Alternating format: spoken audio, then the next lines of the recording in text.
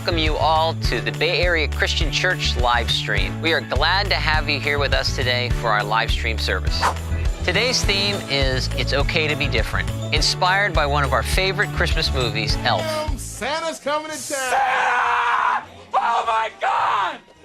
We look forward to getting into the holiday spirit together as we learn from the scriptures and Buddy the Elf.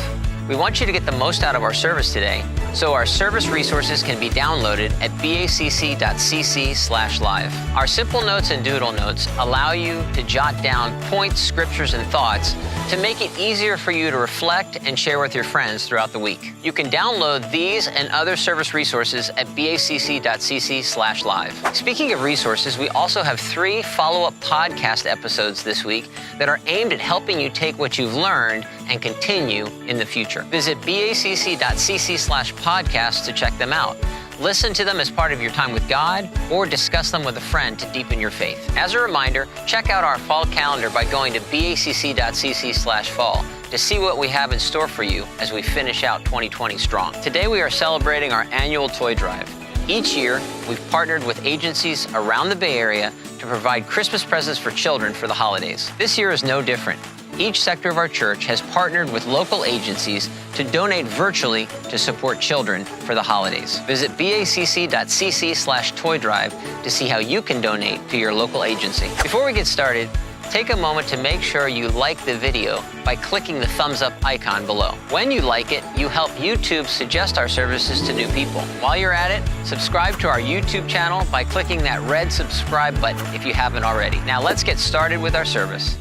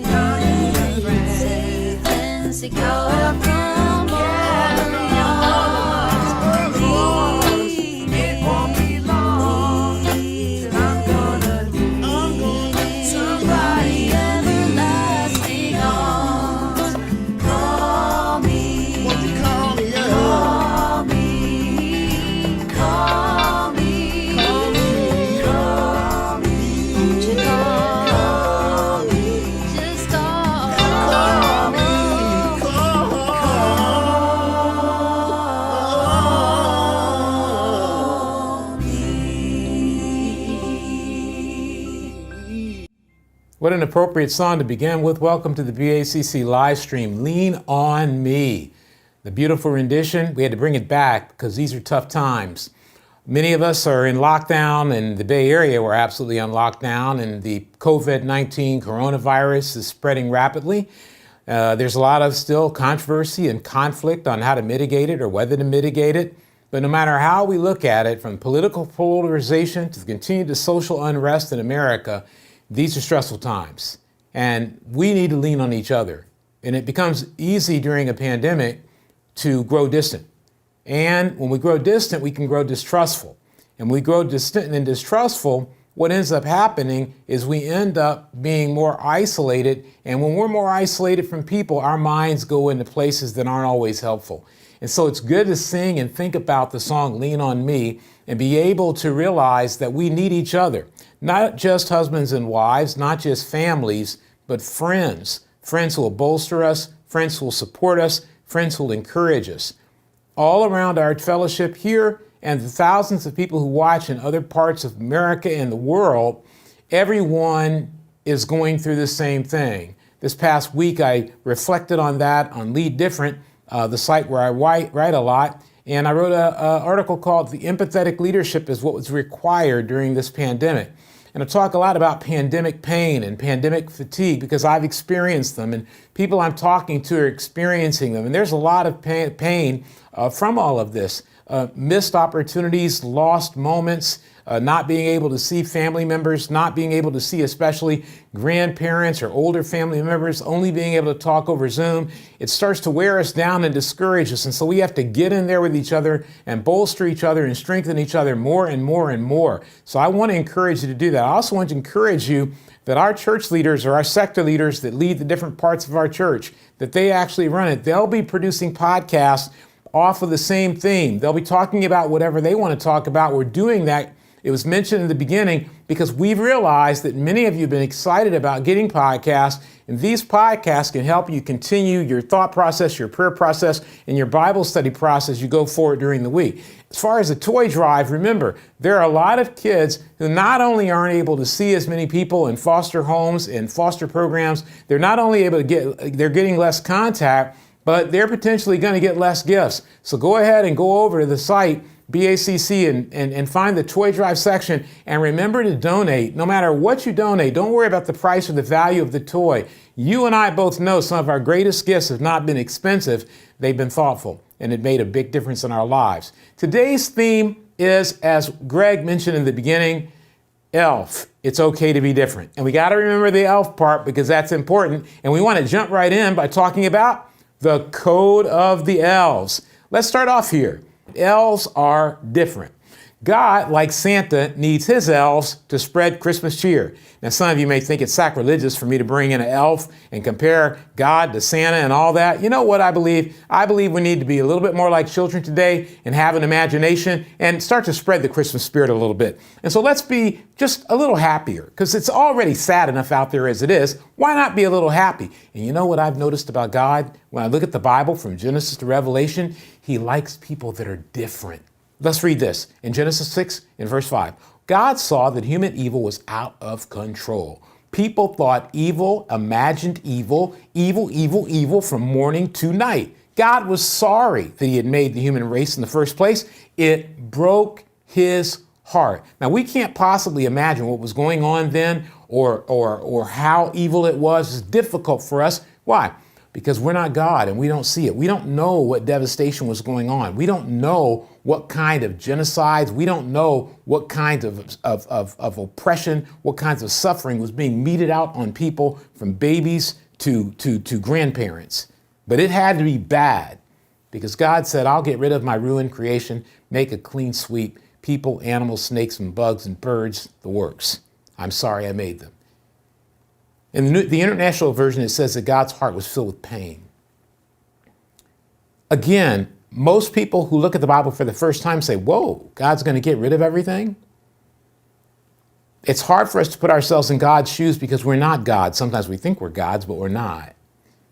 And it's hard for us to look and see all the pain. Even today in this world, we're getting a better look with 24-hour news cycles, with the ability to watch what's going on in the world on YouTube at any time, with individual people in countries where there's oppression and where there are murders, and as I mentioned already about the past and now talk about the present, there are genocides where whole ethnicities are being wiped out.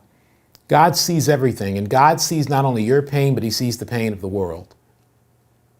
And in the midst of all the pain and all the ugliness, notice what it says in verse 8, but Noah was different. God liked what he saw in Noah. This is the story of Noah. Noah was a good man, a man of integrity in his community. Noah walked with God. Noah had 3 sons, Shem, Ham, and Jephthah. You know what's incredible about this is the reason that Noah was different is that Noah walked with God. This is the Message translation. When you compare it to some of the more literal translations like the New American Standard Bible or the English Standard Bible, what comes out is it's his walk with God that made him different. You know, in the movie Elf, you learn right at the beginning that Buddy the elf is different, because Buddy the elf is not actually genetically an elf. He's a human being. And when you watch the movie, you find out that everybody kind of gasps when they say, Buddy hasn't figured out he's a human being. He's a human being. Human beings were different. Elves were different. And Buddy was a human being living in an elf world. He was different. But you know what's interesting? When you watch the movie Elf, is that Buddy was an orphan who snuck into Santa's bag. And that's how he ended up at the North Pole. Remember when you used to write letters to the North Pole? For those of us who are older, I used to write my little letters, send my Christmas list to the North Pole. Maybe you're a kid out there right now and you're thinking, yeah, I'm going to send not a letter, I'm going to send an email to Santa. I'm going to send a FaceTime to Santa. And you know what Santa does? Is it expands our imagination. It makes us think we can get anything we want if we just ask Santa.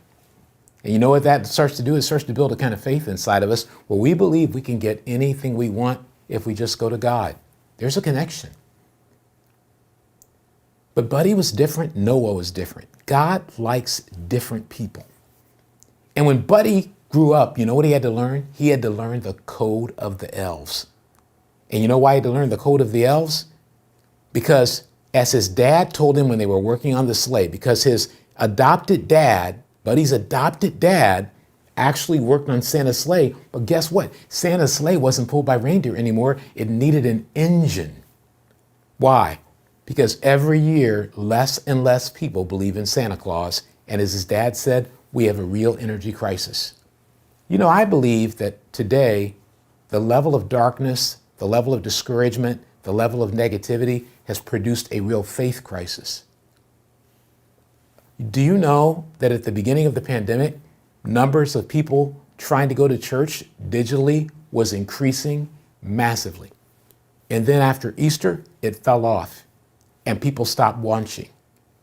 And what the statistics say, and the people who study this say, is the people who have stopped watching live streams, and our live stream's doing fine, and we're continuing to get lots of people, so we didn't experience that. But people who dropped off watching live streams are saying they're not even going to go back to church. One of the things this pandemic is doing is destroying the fabric socially of the country with distance, with discouragement, with negativity. We have a real spiritual crisis, a real faith crisis. And in the movie, Buddy the elf finds out from his dad there's a real energy crisis. There's a loss of the spirit of Christmas. And the code of the elves is developed in order to defeat this, to fight against this. Let's look at the first one. Treat every day like Christmas. You know what that's saying? That's saying that, you know what, and I got to talk to myself on this one. So I'm talking to me. If you may be doing fine. I got to watch out for the negativity. I'm one of those people who, when someone says the vaccine's coming, I'll be like, well, it's not coming till March. You know, always got to rain on the parade. Always got to get, you know, I always claim like, well, I'm just giving the facts. Those aren't the facts. Treat every day like Christmas. If every day is like Christmas, you got to have Christmas cheer. What else do we learn in the Code of the Elves? There's room for everyone on the nice list. You know what that means? It doesn't matter if you're on the naughty list, you can get on the nice list. And number 3, the best way to spread Christmas cheer is singing loud for all to hear. That's the Code of the Elves. What were these 3 things designed to do to continue to increase the Christmas spirit? You know, we almost need a code of Christians. A code that says to Christians, treat every day like Christmas. Be nice. There's always room for someone. There's always room on the nice list. Don't look at people around you in the community and say, I don't like that person. They're not wearing a mask. I don't like that person. They're a Biden voter. I don't like that person. They're a Trump voter. I don't like that person. They don't properly see how bad systemic racism is in the country. I don't like that person. They're in denial of the oppression and the pain that people who are immigrants go through in this country. There's room for everyone on the nice, so we can all change. And the best way to spread Christmas cheer is singing loud for all to hear. Now, when you sing, I want you to go in a room by yourself and not spread your germs, because you might have COVID-19. You want to be dousing people. But I'm saying we need a code for them. But you know what? We really don't have to develop a code. You know why? Because we have people. We have people who actually have the spirit of faith. people who actually have the spirit of Christmas. And one of those people, one of those families are the Wongs. Here's their story from Contra Costa South. My name is Jason Collette. My wife Michelle and I lead the awesome Contra Costa South part of our church. We are excited to share a story with you today about how God can give us vision that we can make a difference together. Gordon and Nancy Wong started their marriage believing that God could do great things through the relationship. They looked for ways to serve others and had dreams for their children to impact people as well. The Wong's son Eric was diagnosed with autism at age 2, and the Wongs found that they needed support as they cared for their son's needs, his older sister, as well as Gordon's treatment and recovery from colon cancer. Gordon and Nancy were able to be part of a group supporting parents of children with special needs and received help for themselves and Eric. It was just really helpful for me to hear the stories, the struggles of the other dads, and it made me feel that I wasn't alone. For me, I could ask people questions, and they would know where to point me, and it's the same. I just felt like here's people who understand. They also gained a faithful perspective that Eric's differences made him unique and special. Eric grew in amazing ways and eventually studied the Bible and became a Christian. Psalm 139 verse 14 in the Voice translation says, "I will offer you my grateful heart, for I am your unique creation, filled with wonder and awe. You have approached even the smallest details with excellence. Your works are wonderful. I carry this knowledge deep within my soul." A year after Eric was baptized, the Wongs were inspired to start a parent support group in their city and give back to the community. Yeah, eParent Support Group was something that Nancy and I started to give a forum for parents of special needs kids, just to kind of be at a place where they can hear, great information, and also to just kind of, talk to one another and be part of a group that would support them. With the help that I had gotten from the groups that I attended beforehand, gave me the impetus to want to give back, to give help and hope to people around in our area. Janet Fukusawa came to get help for her son, who was in middle school and was having learning differences. The Wongs started building a friendship with Janet and her husband Louis by sharing the challenges they were facing in their own family and ways that God help them to see their challenges as opportunities to grow closer together. Janet had reached out to Nancy and pretty much forced herself to be able to come. So we opened it up to her. Different friends we made through the group, and just different friends that have special needs kids. It was really cool to see Louis and Kylo get closer together and to work out some different issues. The Fukuzawas made changes themselves that led to their family growing and to both of them becoming disciples in January of this year. Janet was also looking for opportunities to meet people and to connect to the community. Recently, she started a group with a couple friends called To Get Her Strong to bring people with different backgrounds together who share a common interest in health and wellness. Janet hopes that she can follow in her friend Nancy's footsteps and share the hope and vision God has given her with others. One of the most challenging things in life is being able to live in this world and be different. Nancy and Gordon and Nancy have set an incredible example for us about how instead of retreating into isolation when your family is different, my family is different, rather than retreating in isolation, to extend a hand and help out other people. That's how we can do the work that God wants us to do. And that really is the spirit of Christmas. And I can tell you this, if you look out on the internet and you do some searching and you're researching, you'll find out that during this pandemic, some of the people going through the most difficult times are special needs families, because the services and help that they might normally get are being knocked out completely because of this pandemic. And so it's an inspiration to watch a family like the Wongs show us what it's like to take different and make different positive, and make different a possibility for other people to say, even though I'm different, I'm not unusual, I'm unique. It's okay to be different, where the special elves work. Guess what? Buddy got started, and remember, he was a human being. And the problem Buddy had is elves are toy makers. That's right. And at a certain point in time, they were doing a little check. I guess the elves have a lot of accountability in the North Pole. And so the elves are going through the check, and then one of the elves said, "Hey, Buddy, how are you doing on your toy making?" And then when Buddy answered, he said, "I've made 85 toys." there was a little bit of a gasp and a little bit of a reaction, because as they evaluated him, he was off the pace. He was supposed to be at, I believe, 915 toys, but he was only at 85. Have you ever been in a situation where everybody else is zooming ahead and you're falling behind? Maybe when it comes to reading, maybe when it comes to writing, math, maybe when it comes to being able to get into college, maybe when it comes to being able to graduate from college, maybe when it comes to being able to have your parents be pleased with the career you chose. You feel like you're always falling behind. Guess what they did with Buddy? Yeah. Well, Elf's world's a little bit like our world. They took Buddy out and they put him where the special elves work. Toy testing. They took him out. They kind of demoted Buddy. I mean, you ever been demoted? Have you ever been like dropped down a layer? I remember in 5th grade. In my 5th grade, now I'm older, they actually had us seated by ranking of where we were academically. And the furthest to the teacher's left aisle was where all the smart kids were. And so you were sitting in the room, and some of you will remember that if you're over 50 or so, you remember it wasn't like a hidden thing. It was like, let's put you in the box in which you belong. And a lot of times when we're different, we have a different personality. We're a different color. We're a different ethnicity. We speak English with an accent because we were raised in a different country for a part of our life. People look at us, listen to us, and react to us because a lot of times society doesn't like different. That's what systemic racism is all about. It's about we don't like different. We don't want to be led by different people. It's what our reaction to women can be. There are people who's like, I don't want to be led by a woman. I don't want a woman president. I don't want a woman governor. We have a lot of reactions to different. I don't like being around special needs kids. I don't like being around Latin kids. I don't like being around Asian kids. I don't want to live on a street with those kind of people on it. We may not say it out loud, but we think it inside. And a lot of us want to put people where the special elves work. The church should not be a place where we're constantly trying to categorize people, or where we're constantly trying to categorize churches, or we're constantly trying to categorize careers or backgrounds, where we're ranking people based on where they went to high school, where they went to college, what degree they have, what job they have, what company they work for.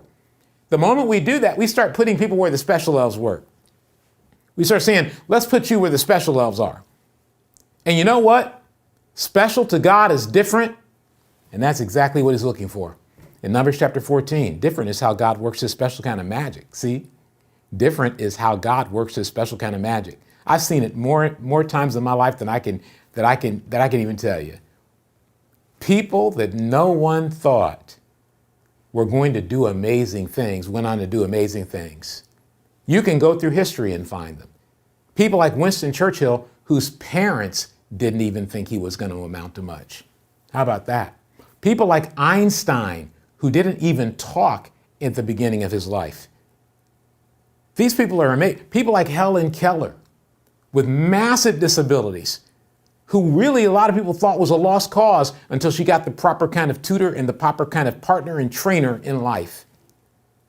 Different can be good. Abraham Lincoln was considered awkward. He was called really derogatory names about his looks, his appearances, his hair. There are people who called him gorilla. There are people who insulted him and felt like he was actually an African American trying to slip through. Different is something in America, in the world, that oftentimes we don't like. Different were the Jews during the Holocaust in Germany. They were different. We have a problem with different, but different is how God oftentimes works his special kind of magic. It's people who are different. Even in the church, we can have a problem with different. We want everybody to be the same. We want Starbucks. I want my coffee to taste the same whether I'm in the Philippines or I'm in Israel. But different is good. If you're sitting out there and you're a kid right now and you feel different and you feel like people make fun of you, people made fun of me when I was a kid all the time. People make fun of me when I'm on the live stream now. I'm an adult. People make fun. We're cruel to people. And God wants you to know if you're out there right now and you feel like you're different, you think different, you feel different, you react different, you have a different kind of hobby, you have a different kind of approach. Maybe you feel really lonely because you're different. Know this. Buddy felt lonely. That's what that movie's partly about. But Buddy was going to find his way. And he was going to learn that all elves are special, including human elves. Different is how God works a special kind of magic. There's a guy who was really different in the Bible named Caleb. You got to go read the whole story, but I'm going to read you this. Numbers 14:20. The Lord replied, I've forgiven them as you asked. Nevertheless, as surely as I live and as surely as the glory of the Lord fills the whole earth, not one of those who saw my glory and the signs I performed in Egypt and in the wilderness, but who disobeyed me and tested me 10 times, not one of them will ever see the land I promised on oath to their ancestors. God said, I had a vision for what I was going to do with the people of Israel. I had a vision for where I was going to take them. But you guys didn't believe me. You didn't trust me. And you know what he said? I'm going to forgive you for that. But you're not going to be the ones that make the dream come true. Not one of them will ever see the land I promised on oath to their ancestors. Sometimes I walk and I pray and I worry about my generation in the church, that we have squandered an opportunity to change the world. Fortunately, we are all still here. But we have to be careful and be humble in the sight of God. And we have to keep our faith in the Bible. That's what this church is about. We don't have a creed. We're not about here are the rules. We're going to stick by the Bible. That's how I became a Christian. That's how you became a Christian. It's all about the Bible. No one who has treated me with contempt will ever see the promised land, is what God said. No one who has treated me with contempt will ever see it. If you disrespect me and take over, God is like a father. He's a parent. He's like, I love you. I'm going to forgive you. But no, you're not going to get that. And one of the most difficult things for human beings to hear is no. And I think that's one of the reasons sometimes we have a hard time with God. Because God will say yes, but he also will say no because he's got our best interest in mind. But look what he says here in verse 24. But because my servant Caleb has a different spirit, the Christmas spirit. Remember the Code of the Elves? Maybe he knew how to sing loud. But because my servant Caleb has a different spirit and follows me wholeheartedly, I will bring him into the land he went to, and his descendants will inherit it.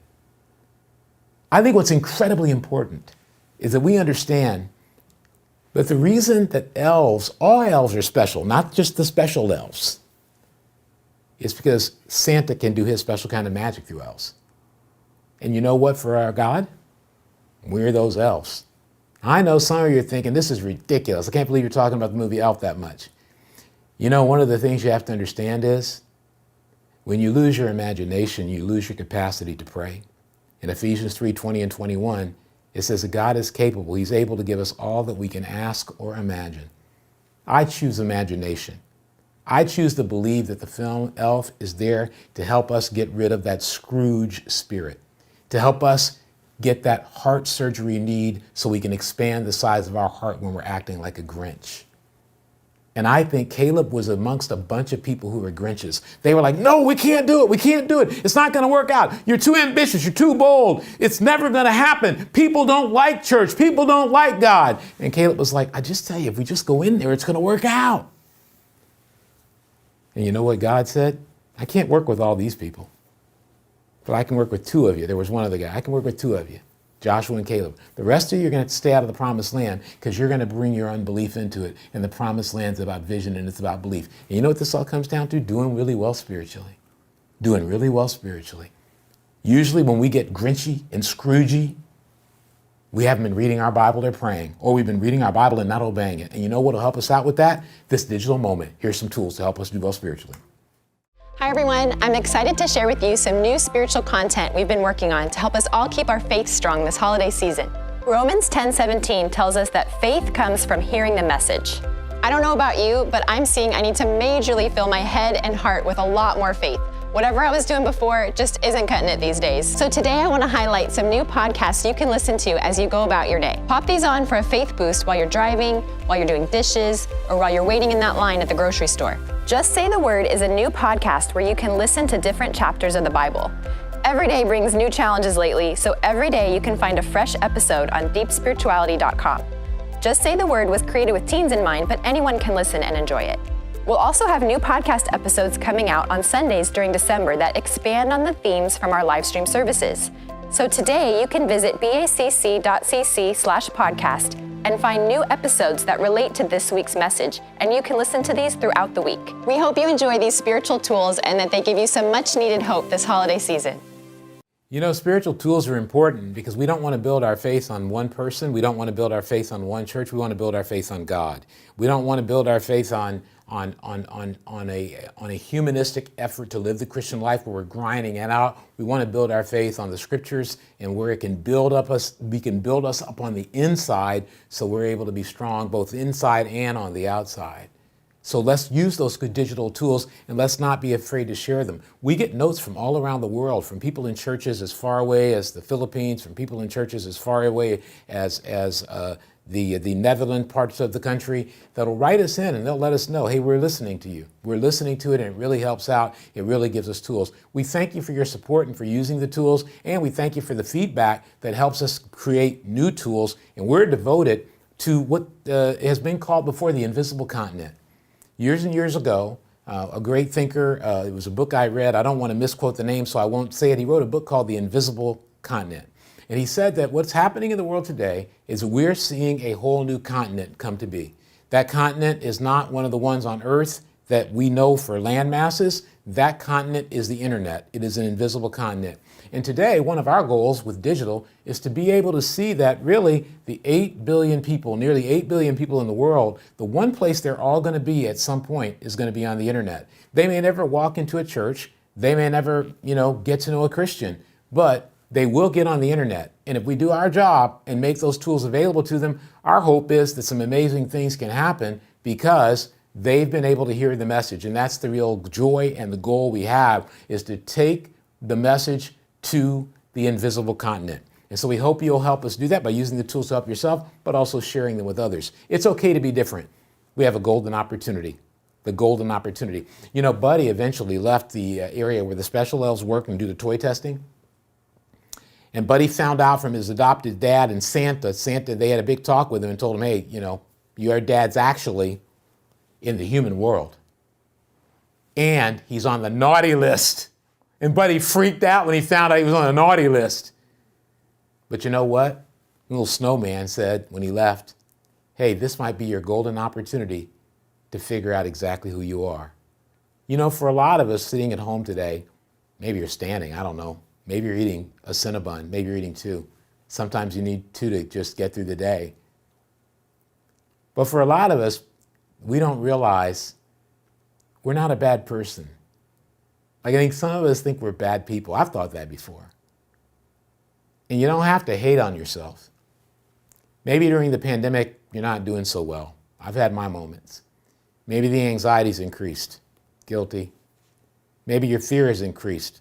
Mine's still increasing. Maybe you're a little suspicious of people that you used to like that you're not in touch with as much. I understand. Maybe you're tempted to be bitter and resentful because of the way certain people are acting. Been there. Trying not to do that. Most of what's happening to us that makes us a little bit more negative on ourselves and others is the pandemic. It's pandemic fatigue and it's pandemic pain. It's the missed birthdays. It's the smaller weddings. It's the lost jobs. It's the lost businesses. And one thing I've learned over life is when someone loses a business that they've worked decades to build, it can be devastating. And it's easy not to see any opportunities. When someone loses a job, statistically, it's more difficult to get a job when you've lost your job and you're unemployed. It's devastating. There have been people that I know of who've passed away. They've lost their life during the pandemic, not from COVID-19, but from things that traditionally and typically happen in society, but not many people are going to the funeral and not many people can go to the memorials. We're living in a very, very, very tough time. It's hard to see the opportunity. I think some of us can act out. We can quit on our faith because we're mad. And I understand it. But what I want us to do is see the golden opportunity. When Buddy was walking away from his home, when Buddy lost his job as an elf, let's say, it was because there was something more important that he had to do, and he didn't even know it. And I want to talk about a guy here called Levi, real quick. People on the naughty list are the people Jesus looked for. Did you know that? Jesus is looking for people on the naughty list. A lot of people think Jesus is looking for people in church. Well, if you're in church, he don't need to look for you. Why does he need to look for you? What's funny about church to me, and I've been in church a long time. This weekend is my 40th spiritual birthday. I've been in church a long time.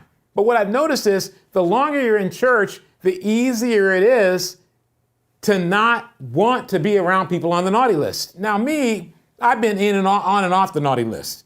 I might be on the naughty list right now. But there's a guy named Levi. He was a tax collector. Here's the thing about tax collectors. They were greedy and they collaborated with the Romans. They were Jewish, but they were greedy and they collaborated with the Romans. They demanded taxes beyond what the Romans were charging them. People on the naughty list. Levi definitely would have been on the naughty list. 100% all naughty list all the time. And so guess what? Jewish people who he had been taking all that money from, they weren't fired up about him. And so it was a problem when this happened. Luke 5:27. After that, he went out. This is talking about Jesus. After that, he went out and looked at a tax collector named Levi sitting in the tax office, and he said to him, "Follow me." You know, Jesus had a little bit of panache to him, man. Jesus had a little bit of charisma to him. Jesus had a little bit of that stage awareness. And he walked up, looked at him. And you know, when Jesus was looking at somebody, other people were looking at who Jesus was looking at. So Jesus walked up, looked at him. That means other people started looking at him, and he said, "Follow me." And the tax collector Levi, he left everything behind, got up, began following him. Now you have to understand, this guy is somebody that people don't like. He's different. He's corrupt. He's greedy. He's taking people's money, working with the Romans who are oppressing the Jews, and he's having a great time. Everybody else is miserable, and he's having a great time. He's like that guy running around without a mask and just having a really good time. And you're like, "Don't you know you can kill people?" And he's like, "Leave me alone. I'm having a great time." He was different. I'm not advocating that you don't wear a mask and run around like that. He was different. He was doing bad stuff. Jesus goes for bad people. How's the church do? Sometimes as a church, we only want to find we want to find people like us, not even good people. We're like, I want people like us. There's some of us, we don't want to be around anybody who's not like us. If I'm black, I want to be around black. If I'm white, I want to be around white. If I'm Asian, I want to be around Asian. If I'm Latin, I want to be around Latin. If I work in high tech, I want to be around high tech people. If I speak English, I don't want to be in a church that speaks English. I remember when I was in Hong Kong, they spoke Cantonese. I had to use a headset to understand the service. Well, when I came back, I was like, we got to get some headsets for people who speak Spanish, because that's a terrible feeling and a disconnecting feeling. You know, we don't always like different. And you know what? Church is not known for liking different. We still in America can call Sunday morning the most segregated hour in America because people still divide in church primarily by race. Absolutely. And have a hard time meshing together in diverse churches. Why? We don't do well with different. We consider different naughty. We don't do well with special needs kids and adults because they're different. I don't know how to be around them. I don't know what to say to them.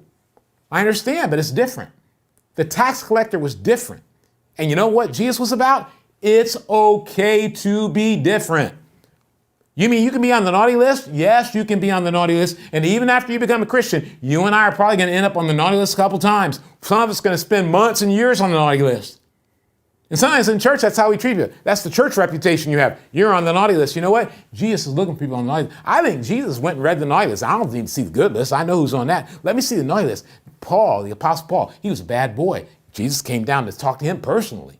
He said, "Man, you're naughty. You're so naughty, I think I can use you." How many of us look at people and say, naughty is good? Naughty is good. Now, some of you kids out there, you young kids, you're probably going, "See, Mom, see, Dad, give me all the presents I deserve. Naughty is good." I said it's good to Jesus. I didn't say it was good to your parents. You like that? Guess what it says statistically? Vox Network, good place to read good content. Vox. More people consider themselves spiritual than religious. You know what? There are a lot of people who don't go to church that a lot of churches will put on the naughty list that aren't really naughty. They just don't like church. You know one of the hardest things for church-going people to admit? People don't like church. You know what? When someone says they don't like you, you should think about changing. That's what we're doing. A lot of people, maybe even within our church or other places, don't like what we do because we change things up. We do things different. You know why? Our audience is Levi. Levi's the guy we're trying to help. We're trying to reach people on the naughty list. And I think some of us may forget that. I thought church was about me. No. You're already at church. We're trying to help people who are searching for God. And a lot of them are. Look at this. More people consider themselves spiritual and religious. That means they are open to the idea that there is something more than human. And we should look and say, how can we help them make the God connection? People on the naughty list were the people with friends. You know, one of the reasons that Jesus liked people on the naughty list is naughty people had friends. Translation, sometimes people not on the naughty list don't have any friends. They only get friends with each other. Luke 5:29, let's keep it up. And Levi gave a big reception for him in his house.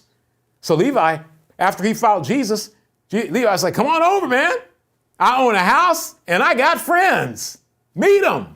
And Levi gave a big reception for him in his house, and there was a large crowd of tax collectors and other people who were reclining at the table with them. They were just partying down, and Levi had all their money, so he was paying for it. Levi had taken everybody's money, so they come to his house, and they can get some grub on. Get the grub on. The Pharisees and their scribes began grumbling. So here's what you got going. Jesus finds the guy on the naughty list. Jesus goes with the guy to his house. Think about Jesus, man. I don't know if Jesus ever paid for a meal his whole life. Jesus is getting invited everywhere. He goes over to Levi's house. They're all reclining. Jesus was reclining too. They were all reclining. They're partying down. They're having a good time. And yes, some vino was changing hands. Some wine was cruising through. They were drinking. Jesus wasn't getting drunk, okay? Jesus was not getting drunk, but some people around him were getting drunk. Some of the old geezers around him probably playing some Led Zeppelin, some Styx, some Van Halen. That's what they were doing.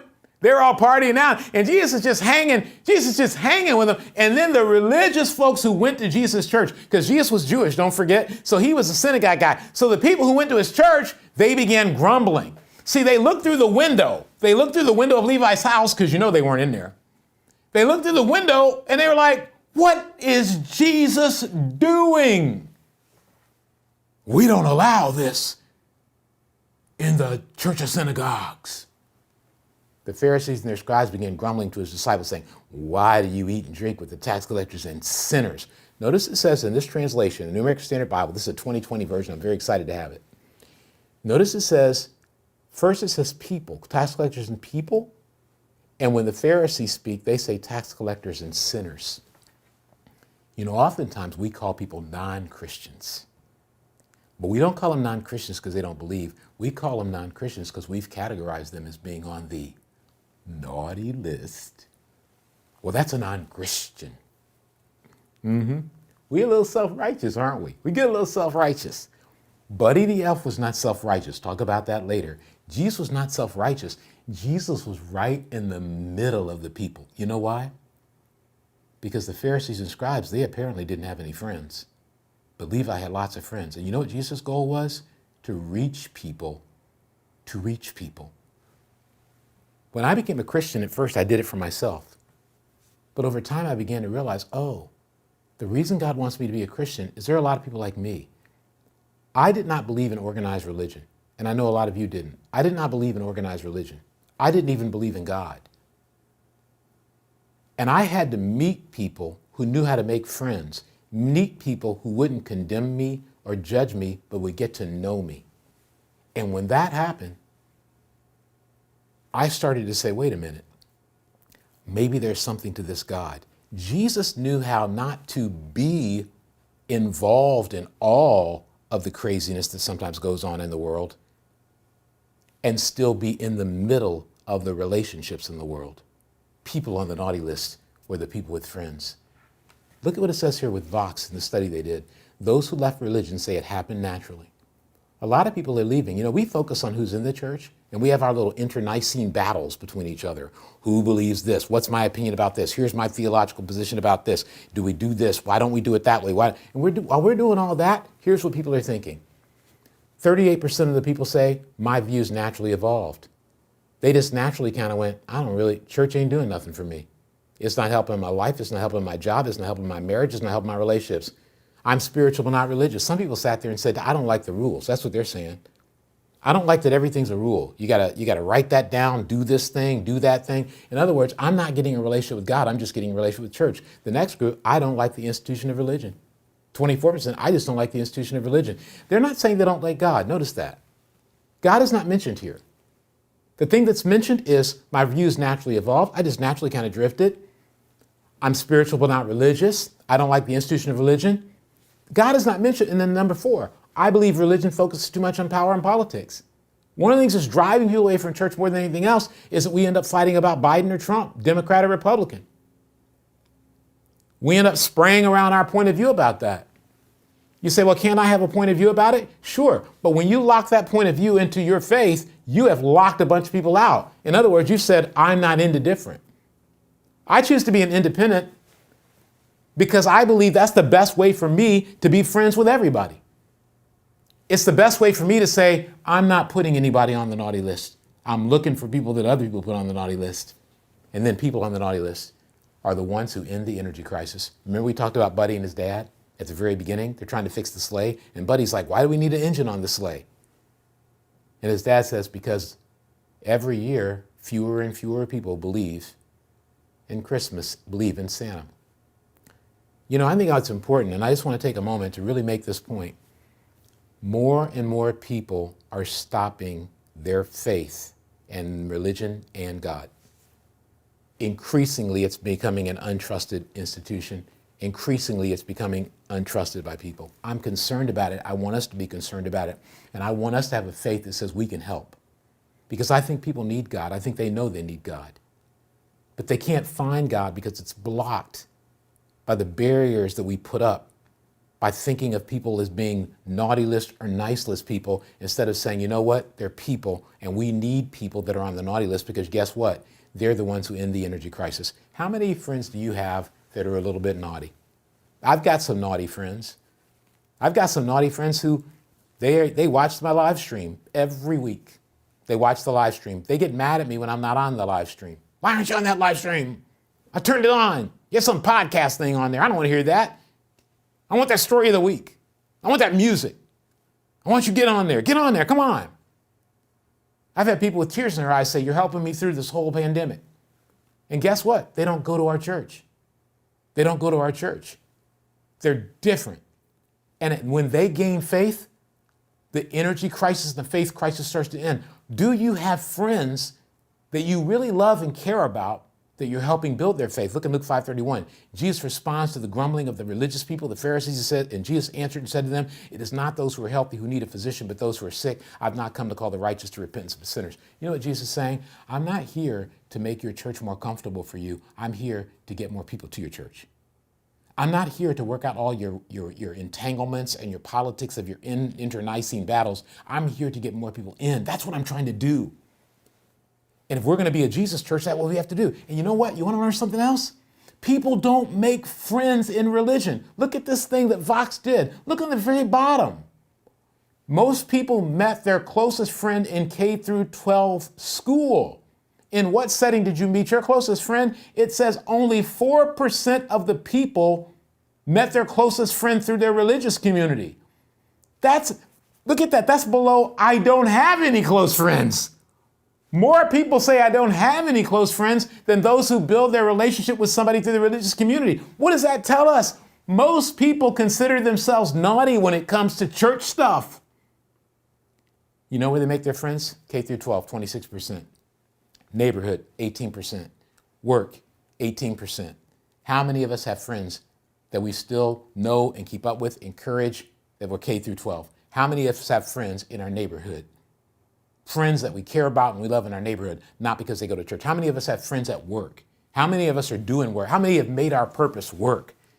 Levi had friends and God saw him and Jesus went to him and said, we need you. Levi, you may be on the naughty list. We're going to get you off the naughty list because we need you because you know how to make friends. And you know what? Something that I think will help a lot of us make friends. Relax and start to be our real self. See that being different is good. Is our great philosophers that come to us from Sunday Morning Jetpack. What's What's up, guys? This is Sunday Morning Jetpack, and today we're going to talk about how when we believe God chose us, we won't be afraid to be different. I remember when my family had a bunch of friends over for a Super Bowl party when I was in middle school, and everyone was rooting for the 49ers to win except for me. I was not afraid to openly mock them, root for whoever the other team was, and run around the house screaming when something bad happened. But outside of funny moments like that, when it actually comes to genuinely being myself, I get paralyzed by my fear of not being like everyone else. Yeah, I can think being different makes me weak and left out or alone. I can feel super insecure because I don't think I'm unique or special enough to make any difference, or that I'm too emotional, so instead I can be trapped, intimidated, and scared to be myself. Too often, I let this fear of fully being myself stop me from living out the purpose God has for me. Yeah, totally. That's super real. There's this cool scripture in 1 Corinthians 12, verse 18, where it says, "This is where God comes in. God has meticulously put this body together. He placed each part in the exact place to perform the exact function He wanted." God chose each of us to be exactly the way He wanted us to be. Our strengths, our weaknesses, our passions, and even the things we don't like about ourselves are all a part of who we are for a reason. When we try to be someone we're not, we can't live out the purpose God has for us, and the people around us miss out on what only we can give them. Exactly. When I found out I was going to have a random roommate in the dorms at USF, I knew God was pushing me to be her friend. Going into it, I was content just being superficial friends. I was afraid to have any kind of conversation that went deeper in case that it would push her away or that she wouldn't like me. I was afraid I wasn't good or special enough to be that kind of friend. But I had to pray through my fears and insecurities, and scriptures like this one helped me see that God chose me to be me in the exact place and the exact person that I am for a reason. This gave me the confidence to be different, and because I chose to push past those fears, she was able to have a relationship with God too, as well as become one of my best friends. So the cool part is that God actually wants us to have the confidence and the freedom to be ourselves. And this song helps us to see His perspective. Come Out and Play by Billie Eilish. And she says, "And I know it makes you nervous, but I promise you it's worth it. To show Him everything you kept inside. Don't hide away, come out and play." The song says we're not meant to hide who we are. Even though it's scary, it's worth it to embrace the parts of ourselves that are different. God chose you to be exactly who you are for a reason, who in your life needs you to show everything you've kept inside. And you know, this whole topic is actually a reason I really like the movie Elf. He embraced who he really was, which was different than the rest of his family. And Buddy being different actually helped his family to change. And as you watch it for probably the 15th time this year, take the time to think about how your own uniqueness can have an impact on the people around you. And that is your Sunday Morning Jetpack. For a more in-depth Bible study on what we talked about today, check out the article Come Out and Play on dspirituality.com. And we'll see you guys next time. Man, Sunday Morning Jetpack. Rack 'em, as Jim Rome used to say. Beautiful job. Wonderful. And they took care of some stuff that I was thinking about for next week. So you can go back and rewatch Sunday Morning Jetpack. Our last point connects with what they talked about. It's okay to be different. Be like Buddy. Be like Buddy. You know what I really want to talk about as I close out? I hope you're doing okay out there. You doing all right? Maybe you need a little more tea, a little something to drink. That's okay. Go ahead and get it. Want to make a joke? Want to elbow somebody? Maybe take time to point a finger at somebody and say, "You're on the naughty list." And then realize that old thing that the preacher used to say. The old preacher used to say, when you're pointing your finger at somebody, remember, 4 of your other fingers are pointing back at you. Maybe you should point somebody. Just take a break. I'm just trying to give us a break because I want to talk about Be Like Buddy. You know the thing about Buddy? At the end of the movie, and like Parker said in the Sunday Morning Jetpack, I'm sure you've all seen it. And if you haven't seen it, you'll enjoy this. At the end of the movie, you know what Buddy does? Buddy saves Christmas.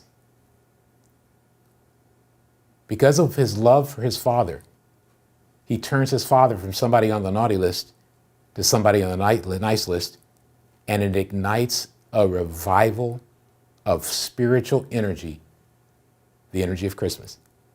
One guy changed the world. His girlfriend started the singing because she could sing, and the next thing you know, it's one of the most wondrous conclusions to a movie you'll ever see. You know why? Because it leaves you smiling, not hating. It leaves you happy, not bitter. It leaves you grateful, not dissatisfied. Because you realize when you watch Buddy, and I know some of you who are mature adults are saying, this Buddy stuff is just ridiculous. I get it. But I need it because I take myself too seriously sometimes. Maybe a lot of us do. When I say be like Buddy, what I want to talk about is, in closing, is we need a buddy church. A Buddy the Elf church, where we don't take ourselves so seriously.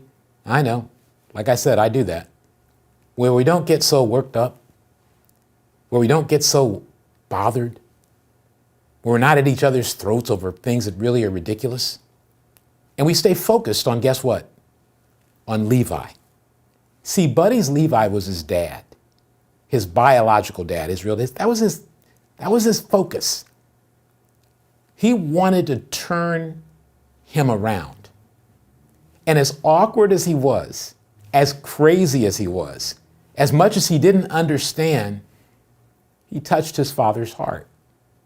And we can touch our Father's heart, and I'm talking about God, when we refocus ourselves and say, we got to build a church like Buddy. And I want you to stay with me for a few minutes for two reasons. Number one, for those of us who are Christians, I want us to get back in our Bible and ask ourselves the question, is there anything in my life worth holding on to enough that I'm willing to destroy a relationship, or I'm willing to destroy the unity I have with another Christian? And second, for those who've been visiting and watching and looking and rethinking spirituality and even thinking that once the pandemic is over, you want to go to church, understand when you go to church, there's going to be imperfections. There's going to be problems because there's human beings there. But the Bible is your standard and Jesus is your leader, not a human being. And if we take these two things as those thinking about Christianity and as those who are in Christianity, and we say, you know what? Let's take a buddy attitude about church. Let's build a church that's loving, caring, and therefore unified. What did Buddy know? Buddy knew his purpose. We are different people in the church, but we have one mission. In 1 Corinthians 1:10, now I urge you, brothers and sisters, by the name of our Lord Jesus Christ, that you all agree and that there be no divisions among you, but that you may be complete in the same mind and in the same judgment. Guess what? The elves, Santa, Buddy, all different, all on the same page. Different people, one mission. When you read 1 Corinthians 12, which Sunday Morning Jetpack referred to, it says that we're all different. We're all different parts. That's how God's designed it. Just like a human body, if we want to be like Jesus in the world, then we have to have the kind of unity where we say, I'm willing to be a hand, a finger, a toe, an ear. I'll be whatever part of the body I need to be, because it's not about who we are as individuals. It's about who we are together. Buddy was awesome because he knew his purpose. When he got to the world and he was around human beings, he saw his purpose was to get his family back, to get Christmas spirit back, to bring it in there. And he brought it in with such innocence. I want to encourage you to take a look at your life and say, am I a person who understands that church is about being different, but the same mission? Next, Buddy knew his focus. Different leaders, one Jesus. Different leaders, one Jesus. One of the things that destroys churches is they start to split up according to who's leading a church. I like this guy's leadership. I like the way this guy speaks. I like the way this guy sings. I like the way I like the way these chairs are at church. I like the way that these films are at church. I like the fact that this church service ends in this many minutes. I like the fact that this church service goes that long. I like the fact that this church you know what? The Bible says you can't start getting into the trap of it's about the leader. It's not. Different leaders, one Jesus. The person we're really following is Jesus. You don't want to follow someone like me. You don't want to follow someone like your pastor or minister anywhere. You want to say, I'm into the Bible and I'm into Jesus, because that's how we get the kind of church that people who are not going to church want to be a part of. 1 Corinthians 1:11, for I've been informed concerning you, my brothers and sisters, by Chloe's people, that there are quarrels among you. Now I mean this, that each one of you is saying, I'm with Paul, or I'm with Apollos, or I'm with Cephas, or I'm with Christ. Those are the super spiritual people. Has Christ been divided? Paul was not crucified for you, was he? Or were you baptized in the name of Paul? He's saying what denominationalism is about is breaking up based on personalities. And Paul said, don't have anything to do with it. Don't have anything to do with it. One of the challenges we face is that we try to be unified in ways that I think aren't biblical. And when we try to be unified in ways that aren't biblical, we're not like Buddy. Remember, what unified Buddy? What unified the elves, Santa, and the spirit of Christmas? They were focused on spreading Santa and the spirit of Christmas. I know, you guys are saying, This is ridiculous. How far can you take this elf movie? A lot farther than we have time for, believe me. Then I can get into A Wonderful Life, and then I can really go on. It's Christmas, people. Let's celebrate. Let's have fun. Let's talk about it. Buddy, the elves, and Santa were all on the same page. Spread Christmas cheer. Now, I know Buddy got carried away about Santa, but you know, the bottom line is they weren't into following people. They were totally unified. What kept me from going to church for many years is I was like, if Christianity's right, then why are they divided? If they're so right, why are they at each other's throats? I would always see people arguing about their little doctrinal things, and I didn't even know what to call it. I learned what to call it later. We've got to remember that unity is not found and does not exist in the right and healthy ways unless we do it right. And I want to talk about that because we can't help Levi unless we become more like Buddy, and Buddy is Jesus in the movie Elf. First of all, institutional unity. Stay with me, okay?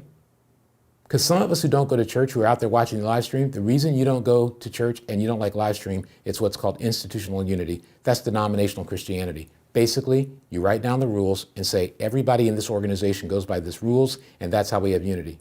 That's denominational Christianity, and that ultimately divides. Because what happens, we end up saying, well, I don't like your rules. I'd rather have, when I was coming up in the faith, I learned that there were arguments of the church over whether we should have many cups at communion or just drink out of one cup. You're going to take communion later, and there'd be arguments and debates and papers written about, is it biblical to take just one cup and everybody drink out of it, or can we have separate ones? Seriously? Even the background I come from, the churches of Christ, the disciples of Christ, the congregational churches, all those were one time just the Church of Christ. And there were divisions over, can you play music or can you not play music? And so what we have to be careful about is when we get institutional unity, we start listing out and saying, well, these are the things you have to do to be a part of it. And once you start listing those things out, they actually become more important than the Bible. And the next thing you know, you're following men. Second, charismatic unity. We don't want that either. That's celebrity Christianity. You get superstar leaders and everybody gets fired up about the superstar leader and says, oh, I really like the superstar. I like how he speaks. I like how he does this. I like how he organizes. I like how he does all this. And I'm really into him. You know what? Two things. I don't want that. That's terrible. That's terrible. Seriously. They had to drag me on the live stream because I thought what's going to happen is people are going to focus on me. And I don't want people focusing on what I wear, what I say, what I think, what I do. I'm not a celebrity. I'm a guy.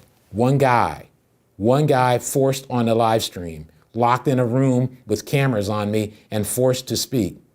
It's funny. I think the most dangerous thing is celebrity Christianity, where you get focused on leaders. We got to make sure we don't build our unity off of a personality. Next, relationship unity. That's cultural Christianity. I like the people at the church. They're black. I like the people at the church. They're white. I like the people at the church. They don't have a lot of money like me. I like the people of the church. They're wealthy, like me. I like Trump. I want to be in a church that respects Trump. I like Biden. I want to be in a church that respects Biden. I want to be in a church that follows and believes in universal health care. I want to be in a church where everybody agrees that, these social issues are all wrong and these social issues are all right. That's relationship unity. And a lot of times I've discovered we have a very diverse church if you're watching. We have Asians of all types, Korean, I'm going to leave somebody out and someone's going to be mad, but Korean, Chinese, Vietnamese, go on and on and on, Thai. We have everybody from Taiwan and Thailand. We've got everything. We've got a lot of Latin people from various countries, Colombia, Peru, Mexico, Puerto Rico. I know, we got people who combine Asia and Latin and everything. You got the Philippines. Got a lot of Filipinos in the church. Awesome culture. We have African Americans. We have white people. We have people that are mixed. We have a lot of mixed people that can join each group. It's tough, though, when you have cultural diversity because there are some people, I've had people come to me and say, well, I don't know if I can be under that guy. That particular Asian guy, he just doesn't connect with me emotionally. I don't know about that black guy. He's too emotional. That white guy, he doesn't understand my culture. I hear these things. People come up to me and say these things. They'll say these things about people. In fellowship of churches, a lot of times you look around and you'll be like, okay, even in our fellowship, how many people of color lead churches? You look around and you're like, not a lot of them leading church. It can be the second guy, be the third guy, but we don't always trust people of color to lead. Our church is unique. We're all running away from leadership. We'll say, anybody do it. I don't want to do it. I don't care if you do it. No, we have a lot of leaders in our church, but it's tough. It's tough being in a Christ-like church because you can't get unity based on culture. You can't get relationship unity. I like the people I'm around. I know that's a tricky word to use, relationship unity, but the truth of the matter is, if it's all based on relationship, you won't get unity because at some point you're going to find people you don't like. Final thing and the right thing, biblical unity. Unity by faith. Unity based on spirituality. You know what that is? It's pretty simple. God-focused and God-reliant. Basically, it's a miracle that God is holding us together. That it's God that holds us together. We read the Bible, we obey it, and we trust him. We're in a situation we don't like, we trust him. We're talking to somebody we don't get along with him, and trust him. Because more important than any of our opinions, any of my opinions, is Levi. Levi's who's really important. We got to reach Levi. Finally, Buddy knew what? Different churches, one gospel. You know, we can go to churches all over the world, but ultimately you've got to spread one gospel. You can have churches that love music. You can have churches that have more of a rhythm and blues feel in music. You can have churches that have more of an alternative sort of sound. You can have churches like ours that are very digital. You can go to churches like we have church in New York. They're very musical, very talented, a lot of Broadway people and a lot of musicians, a lot of comedians are in those churches. You can go to LA and you can find that. But every church is going to have its own culture. And one of the challenges is when we enter another church, we're entering a culture and we can't change that culture because it doesn't matter what the culture of the church is. It just matters, are they preaching the one gospel? 1 Corinthians 1:10, I'm thankful that I baptized none of you except Crispus and Gaius so that no one would say you were baptized in my name. But I did baptize the household of Stephanas also. Beyond that, I do not know if I baptized anyone else. For Christ did not send me to baptize, but to preach the gospel. He's saying, Christ didn't send me here to be in charge, in control, or dominate. He sent me here to spread his message, to spread the energy of Christmas, to spread faith. For Christ did not send me to baptize, but to preach the gospel, not with cleverness of speech, so that the cross of Christ would not be made of no effect. The most dangerous thing we can do is allow ourselves to forget Buddy. Buddy had one mission. He wanted to spread the Christmas cheer. He wasn't about building his own monument. He wasn't about being the leader. He wasn't about being in charge, and he wasn't about being right. And I think right now, in a world that's in pain, this is the perfect time for us to be out there, unselfish, humble, unified, and easing that pain and helping people find home. You know, it's an amazing thing. If we turn our way and get into this, forgive those we need to forgive, tighten up our unity with those we're not unified with, make friends with Christians we're not friends with, and all bound by the same purpose, guess what it'll start to look like in our church and around the world? It'll start to begin to look a little bit like Christmas. Enjoy this freedom flow.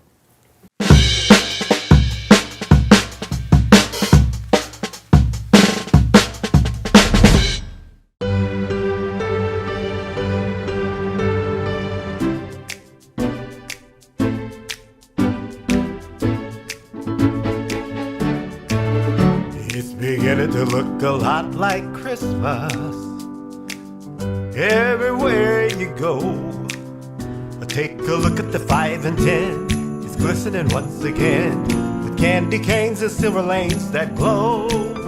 It's beginning to look a lot like Christmas. Toys in every store.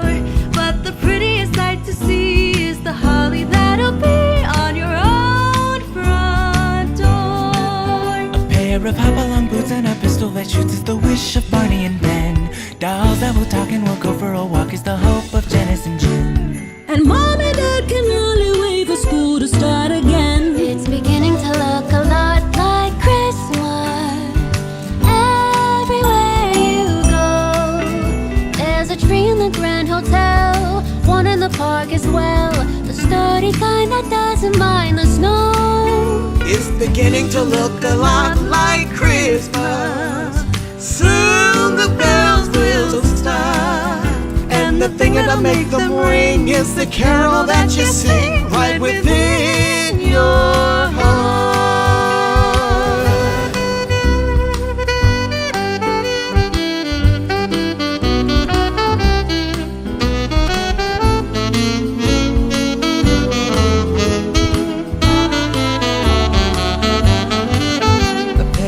hop-along boots and a pistol that shoots is a wish of Barney and Ben. Dolls that don't talk and will go for a walk is the hope of Janice and Jen. And Mom and Dad can hardly wait for school to start again. It's beginning to look a lot like Christmas. Soon the bells will start, And the thing that will make a ring, carol that you sing right in your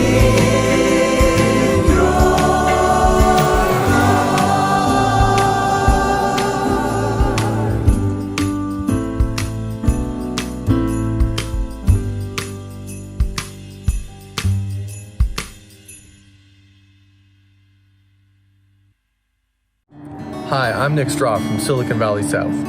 I want to read a scripture that highlights how Jesus was different for community. John 12:24 and 27, it reads, I tell you the truth, unless a kernel of wheat is planted in the soil and dies, it remains alone, but its death will produce many new kernels, a plentiful harvest of new lives. Now my soul is deeply troubled. Should I pray, Father, save me from this hour? But this is the very reason I came. Jesus was different. His willingness to give up himself to save us is why he inspires us. What made Jesus different was he wasn't focused on himself. He was focused on his purpose, giving up his life to save others, giving them a chance to know God and to live differently. Let's pray. God, I thank you that you sent your son so we can have an opportunity to have a relationship with you, that he died for us, that he gave up himself so we could have a chance to live differently, to live new lives. We thank you for a sacrifice, and I pray, God, we can leave today living differently and sacrificing and giving to others ourselves. In Jesus' name we pray. Amen. Can you believe it's already December? I want to thank you for your generous giving during this time, because your giving has made it possible for our live streams and digital content to be viewed by almost 1 million people, and for us to continue to support our local ministries.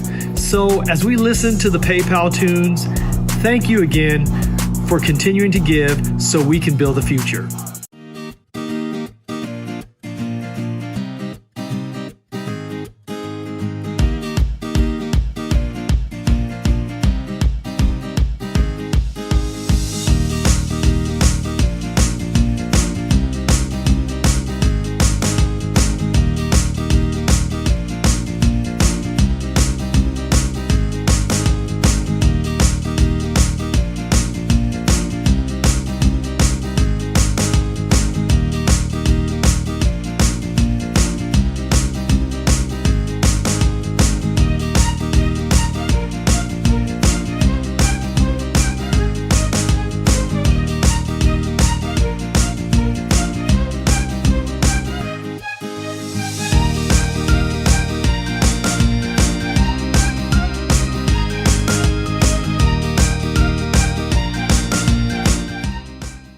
Awesome to be able to be together today for the live stream.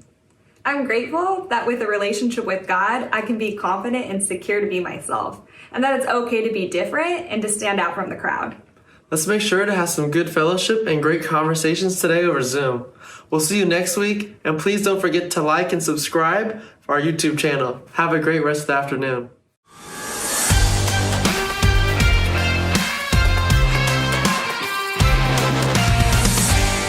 Hey everyone, thanks for watching, and before you leave, make sure you like the video and subscribe to our YouTube channel. We post original content all throughout the week. Or head over to Deep Spirituality YouTube channel to find engaging and creative content to help you go deeper in your relationship with God. Thanks for watching.